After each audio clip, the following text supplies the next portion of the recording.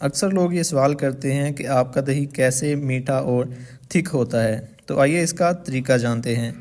سب سے پہلی شرط یہ ہے کہ دودھ بالکل خالص ہونا چاہیے۔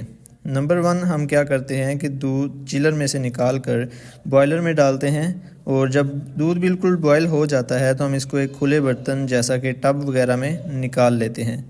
ٹب میں نکالنے کے بعد ہم اس تمام دودھ کے کنڈے بھرتے ہیں، جسے اکثر لوگ پرات وغیرہ بھی بولتے ہیں۔ تو جب تمام کنڈے وغیرہ بھر لیے جاتے ہیں تو دودھ کے ٹھنڈا ہونے کا انتظار کیا جاتا ہے۔ عموماً دودھ کے جاگ لگانے کا ٹمپریچر 45 ڈگری سینٹی گریڈ ہوتا ہے۔ تو جاگ لگانے کے بعد ہم اس دودھ کو ایک کپڑے کے ساتھ ڈھانپ دیتے ہیں۔ 6 گھنٹے کے بعد جب ہم دودھ سے کپڑا ہٹاتے ہیں تو بالکل میٹھا اور تھک دہی دستیاب ہوتا ہے۔